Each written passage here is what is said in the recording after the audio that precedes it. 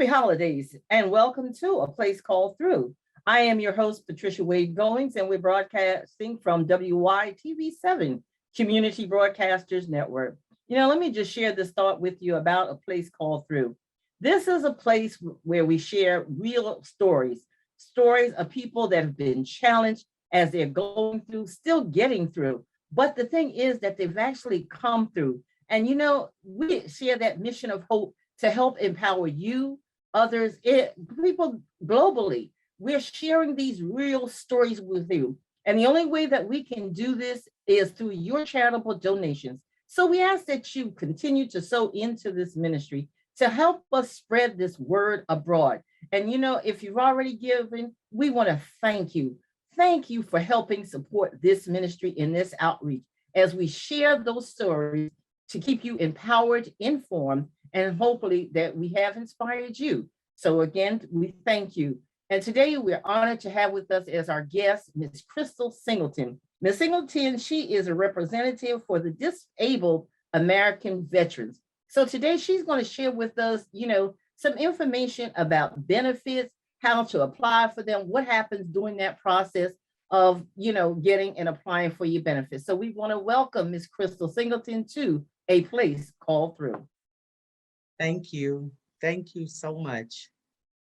Thank you, Ms. Krystal, for taking the time out to be with us today and, helping us to inform people about what life is about a veteran and after the veteran has passed on, and how the spouses and the children can get benefits that they may not even know are available to them. So first, let's talk about, I know that you are out of the military as well, you served, and we want to thank you for your service, for your time in. So tell us, how did you get to this place of becoming this advocate of veterans?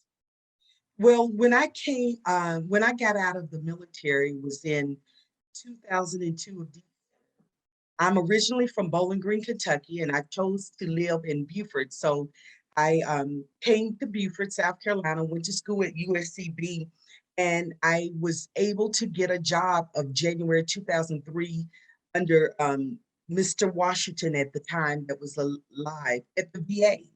And so working at the VA, I saw spouses come in after the death of their husband who was veterans, and they didn't know what to do. And my heart was touched by one lady who had drawn actually over $24,000 and didn't know she needed to report it. And now she had to pay it back, didn't know what to do. They just didn't know what to do. And so my heart was touched, and I said, you know what? Even after I get off from work, I can help veterans. And so when I became a part of DAV, I became a lifetime member of DAV. And from there, I started going to training once a year in the Columbia area at the regional office there. And once a year, and they would train me to help other veterans. I just have a compassion and a heart for people in general. And I found out that God has allowed me to learn through the years, I can help others. And that's what I wanted to do. And, that's awesome, because that's what A Place Called Through is all about: helping people, inspiring people, encouraging them, and educating people. As you said, you're working and you see someone come in, they didn't know where to turn. They didn't know who to even go to. And, a lot of times when you don't know, you don't even seek help to find out. So, you were in position where you were actually able to help this person. And so from there, tell us now, after you've already helped this person and you're so, encouraged by being there, how did you continue? What role follows you from there? Well, the role that follows me from there is that from 2003 to the present time that I continue to help veterans. In order to helping veterans, I get to help their families. I get to, like on this past week, I've worked with 3 widows. They just don't know what to do. And so from there, I get to see the manifestation of people's lives being changed for the better just by having information. The word of God said we perish because of lack of knowledge. But once a person's been given knowledge of what's available to them, they can pursue it and then they can live better lives. And so that's what my hope is to help, the widows, to help the children, to help anyone that is in need of any social service, not just VA, but mainly VA is where I started at. And then too, you're in a very rural area of Beaufort, South Carolina. And a Yeah, lot of times in the rural areas, there's not a lot of resources available to them. yeah, So because it's not available, they may not know how to seek outside help. But yeah. because you were right there at the right time, you were able to help these people. So now, what is the process? I'm a widow and my husband, he served in the Army. So talk to us about how and where do we go to apply for these benefits? Well, encourage now at the place we are now, because things have changed. Before the veteran even get out, is for him to seek compensation and pension through the VA. He can do that, or she can do that. And then if they don't do that, for the sake of their spouses and children, to go to the local VA office. There's a local VA office typically in every county. Like I'm in Beaufort County, so they have one here. They have one in Jasper County. In the South Carolina, you'll find them. In Kentucky, anywhere. There is a 1-800 number. No matter where you at in the world, you will get your local regional office. And that number is 1-800-827-1000. If you are in Kentucky, you'll call it, you'll get Louisville, Kentucky, because that's where the regional office is. If you're in South Carolina, you will get Columbia, and so on for each state. It's 1-800-827-1000. Have any questions about anything about your spouse? Did they get any compensation and pension before they died? You would call that number. Then go to your local VA office and take your husband's or spouse DD 214 and say, I want to apply for claims. There should be someone in that office that can help you do that, help you get your records. If not, you can go to, they have organizations, they have over 100 organizations. Not only DAV, they have VFW, Wounded Warriors. You can connect with any of those organizations in your area. Some are more prevalent than others in the area. Like DAV is pretty powerful in South Carolina for its members and their function. But you will go to other areas and maybe find the VFW or the Wounded Warriors, so connect with an organization, that works with VA or with someone that is a part of that organization, so they can navigate you through where you need to get to. It's just like a place called through. They will help you get through and navigate you to information and resources, as well as forms that need to be filled out and things you need to do in order to get compensated. You had previously mentioned this form DD 214. Yes. What is this form? Explain to our listeners and our viewers, what is that form? Well, a DD 214 is a form that gives the history of the veteran. It gives you their name, their rank, where they separated, where they entered in, all the dates where they places and dates of everything. It's like a birth certificate for the veteran. It gives you all their information as a veteran of time served. And for our listeners and our viewers, some of the records I understood of some of the veterans were destroyed in a fire at one point. So how are people now connecting with the fact that their records may have been lost? Well, the thing of it is, there were it goes all the way back to 1960 some. They had a fire in St. Louis where the records was held, and it burned up a lot of the records that was in 1960 and 70, some of them. So what you do is that they know that the veteran was in. And so now it gives you a position to say, this did happen to my husband. And so they can't deny it. So they're going to give you the benefit of the doubt. So they're not trying to keep you from the benefit. You just have to prove it to them.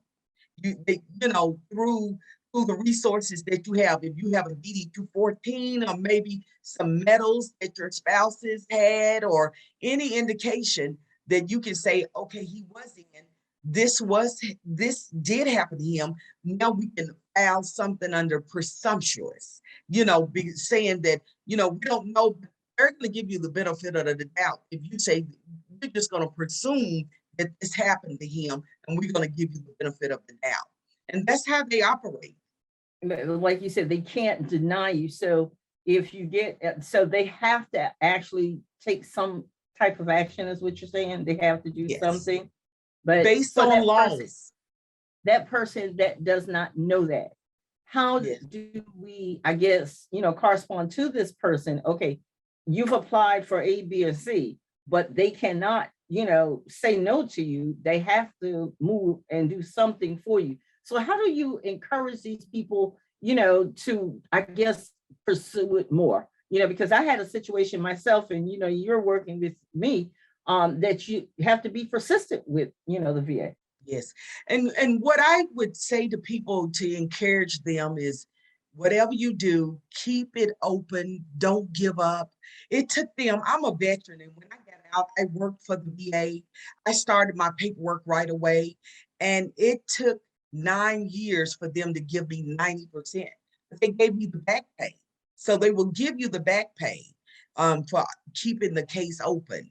Never let your case close until you get a final say from Washington, D.C. My case went all the way up to Washington, D.C., and they just put it on hold.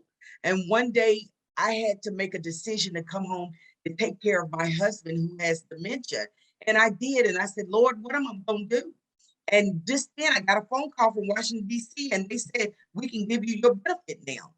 Now, I wouldn't have had a clue, unless I had left my full-time job at the government level, as a GS, I wouldn't have known that they couldn't tell me they would do that. But when I did make a decision, because I was put in that position, then the doors opened up for me, but I didn't know that. So I tell people, you don't know what tomorrow brings. We know who holds tomorrow, but we don't know what it brings. Don't lose hope. Don't give up, and keep your case open until you get the final no. And they only can tell you no based on the laws.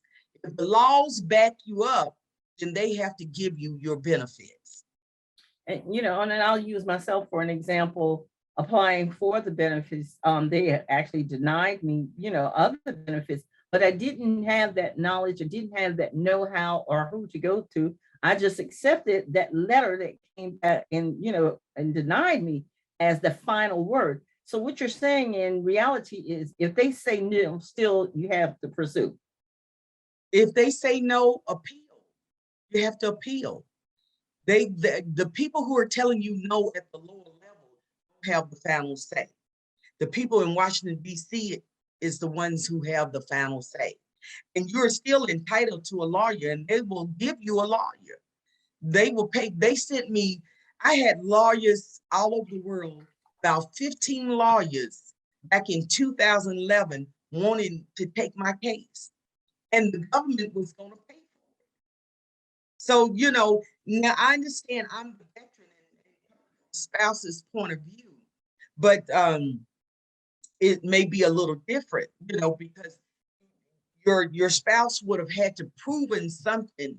I'm working with a case now where, with a widow, and I used to beg her to tell her husband, come and see me. Let's put in some paperwork. And so he died 2 months ago, and nothing was ever done. And so now we're trying to, we're going to put in the paperwork, but we are like, what do we do? Because he never put in a claim. So one thing. Go ahead. Finish. One thing I encourage spouses and veterans. Spouses, encourage your veteran. Veteran, don't count yourself out. Do it for your family. Well, we're going to take a commercial break, and then we're going to come back, Ms. Singleton, and talk about, the spouses and the children, and what they're entitled to. And we'll talk about your situation where you're assisting someone. So we want you to stay right there. Come back to us at a place called Through, broadcasting from WYTV7 Community Broadcasters Network. Stay tuned. We'll be right back after this commercial break. Christmas is believed to be a magical time when angels roam the earth, bringing messages of hope and good cheer. Do you need a Christmas angel? I Need a Christmas Angel, a Christmas novella from Tolson Publishing. Kelly Benson has spent the last 5 years hiding in Chicago after her crush Gabe brought a pregnant wife home. Gabe is raising his 4-year-old daughter alone after his wife of 5 years moved to Tampa with her boyfriend. Depressed and hopeless after being fired a week before Christmas, Kelly wishes for a Christmas angel to come work its magic. Can the magic of Christmas drive the loneliness away? Will a Christmas angel bring a love Kelly's way? I Need a Christmas Angel by Raquel Tolson. Order your copy today. Available at Amazon, Barnes & Noble, and TolsonBooks.com. Welcome back to A Place Called Through, where we're broadcasting from WYTV7 Community Broadcasters Network. Today, our guest, Ms. Krystal Singleton, she is working with veterans, helping the spouses and the family. Once the veteran is passed on, your spouses are entitled to something. Family members just don't know where to go. So Ms. Singleton has been sharing with us, situations right now where she's advocating, helping a widow who had no idea that she was entitled and still entitled to something. So welcome back to A Place Called Through, and we're going to talk to Ms. Singleton about how spouses can get something that they're entitled to. Well, Ms. Singleton, you were telling us about a case that you're handling right now. In that situation, the lady just did not know, this is what she needed to do. Maybe didn't even know where to go. As you had said once before, a lot of times people slip through because they don't know there's a large number of people that are entitled to benefits. Even the veterans themselves, before they, expire or transition, there's things that they can get, but when you don't know, you just don't know. And, as we said earlier, being in such a rural area, a lot of times the resources are outside of the rural area, and a lot of people just don't know where to go. So, if you want to continue back with us about the case that you're working on right now. Yes, well, one of the things I want to say is that not just in rural area, in my hometown, they don't even have a representation of any kind. There is no VA office in Bowling Green, Kentucky. So there are areas where people who've been in, I've talked to people in the last week that have been in 15, 20 years and never put in a claim, and they're veterans. And so if something happened to them, that means their families won't know. And so the case I'm working on now is the case he was in 1975. That's when he got out. And he just, he was just scared. He says, I don't have anything to, and so veterans would be surprised that if you get your service medical record, anything you were seen for in that service medical record, you can claim for. And so even if you get a 0% as a veteran, that opens the door for spouses to come behind and claim for DIC or any other pensions or survivor benefits, which will help your family. And so that's what we're doing now. We're claiming DIC, we're claiming survivor benefits, we're claiming, pension, because pension is based on your income. DIC is based on, did the veteran, was the veteran 100% or did he die with his case? Like maybe he had some cancer that was associated to Vietnam or something like that. Survivor benefit is, what you would get if the veteran did some kind of insurance or whatever was left. So there are 3 different areas. Survivor benefits, pension is based on your income and the spouse income, and DIC is based on, did the veteran die from something he was connected to. And so we have to prove it. And those things have to be really done within the first 2 years of them dying. But if it don't, I still say, put in the paperwork, let the people who have the authority tell you no. Don't just listen to other people, because you never know when God's going to open up the door for you. And one thing that you had said earlier too about, it being service connected, go back and let's talk about, these things being service connected, because, everywhere you go, there's a process, there's paper. So we know we got to do the work but it must relate to that individual being in the service. And I'll use again myself as an example. My husband, he had hypertension. And, his thing was when he enlisted, they really didn't want to take him, but they did. But he said that they made him sit out for a while because his blood pressure was just so high. Again, because the records were destroyed, we had a hard time now proving that, okay, this, he had this situation. So they denied all of his benefits. Well, the thing of it is, what did he die with? Did he die with hypertension? Was that on the death certificate? His death certificate says multiple myeloma cancer and hypertension. Exactly. So that cancer, if he was in Vietnam, and I don't know the era your husband was in, if he's in Vietnam, we have a list of papers, or if he was in, for example, Jacksonville, North Carolina, we have a list of diseases that says, because you drunk that water, now you have these illness and disease, and they are terminal illnesses and disease, and cancer is one of them. We just have to find out if that's the case. And see that again, we thank you for sharing that, because people just don't know the connections, how the dots actually, get connected. And, and I keep going back to something that you and I had talked about before, how so many people are just slipping through this loop because of the fact it's unknown. So we thank you for what you do to advocate and help people, get to this place called through, so that they can understand and know that, yes, help is there for them. And so now, you're out advocating. And as you stated, they can go give us that 800 number again, so our listeners and viewers can call a number and get that help that they need. Yes, the 1-800 number is 1-800-827-1000. And it doesn't matter where you're at in the world, overseas or stateside, you will get your local regional office in that state by calling that number, no matter where you're at, 1-800-827-1000. And, in our conversation earlier too, one thing that I'm noting, you had mentioned that when the veteran dies, the money dies with them. Yes, ma'am. It dies with them, because it's like the compensation and pension was given to the veteran. And so being that it was given to the veteran, once they died, the veteran don't get it anymore.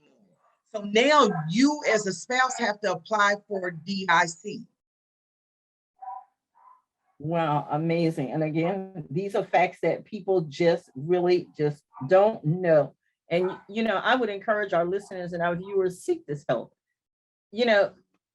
If you don't seek it, you won't find it, and it's really important that we utilize what is available to us. Ms. Singleton is out here advocating, and as she has stated, there's advocates in every state. So you can call these 800 numbers. As today, everybody use Google, find the resources that are available to you. So Ms. Singleton, now, you said that you were a caregiver for your husband as well. You're advocating as well. Was your husband a veteran as well? No, my husband wasn't.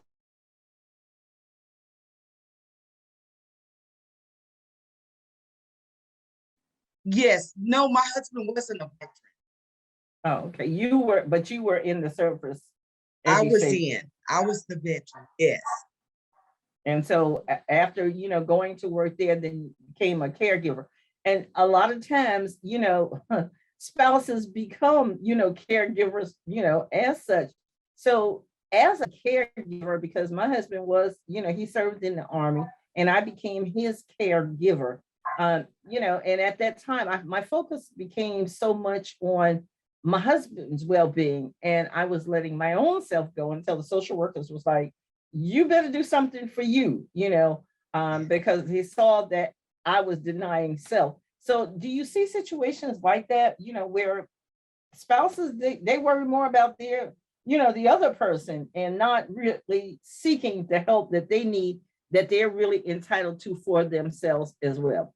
I know that you're in this rural area, and again, you can't really get a whole lot, Yeah. but for the last few minutes that we do have, share with our listeners and our viewers again, how we can really just put the stamp on this envelope and get it moving. What steps, one by one, that we can take and keep it moving?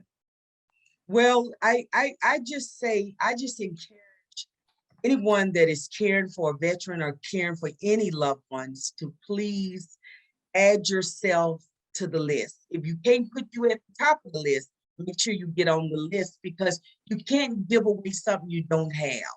You have to have it in order to give it away. And so you have to self-care. I'm dealing with that right now. I'm a veteran. I'm a veteran at 100%, and I'm caring for someone who's totally disabled, can't walk on a feeding tube. I have staff, but my staff goes through things.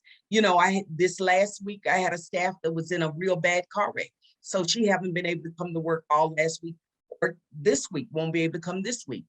Have another staff that dealing with grandchildren, having to raise them and that kind of thing. So it all falls back on me. But at the end of the day, I encourage caregivers, people who are taking care of veterans, to ensure that you get the care you need, and also to encourage you to put in the form so that you can get compensated. If you're caring for a veteran and they're your spouse and they are total care is dependent on you, you can get compensation up to $1,400 a month for caring for your spouse. And so those are things that you may not know, so that's why I ask you to connect with your local VA and ask these questions that you may not know. If you don't know to ask those questions, ask them, what benefits is available for me and my family in this situation? Call the 1-800 number, ask them, what benefits is available for me and my family? What do I need to put in? Find a local representation like DAB, Wounded Warriors, DFW. Those are organizations that have people in place that go training every year to come back to help you. Those are the questions you would ask. Well, we want to thank you again, Ms. Krystal Singleton, for sharing your information with us to help people get these benefits that they are entitled to. And again, like you said, hey, deny and appeal. And we want to encourage people to do just that. If you've been denied, go ahead and appeal again. You've heard this today from A Place Called Through. I am your host, Patricia Wade Goings, the host of A Place Called Through, where we broadcast from WYTV7 Community Broadcasters Network. I am an evangelist. I am your health and wellness and life coach. I am the author of a book, Willpower, The Call to Rise Above. And if you've been inspired and you have an amazing story, you want to share it with us, please reach out to me in area code of 843-608-9744. Follow me on Facebook at A Place Called Through, at Willpower, The Call to Rise Above. Go to my website and look for events coming up at www.willpower, The Call to Rise Above. Again, you've heard this here today from A Place Called Through, where I am your host, Patricia Wade Goings, and we ask you today, sow your seed into this ministry to help us empower, encourage, and inspire others. You want to say happy holidays to you, God's blessings and love to you.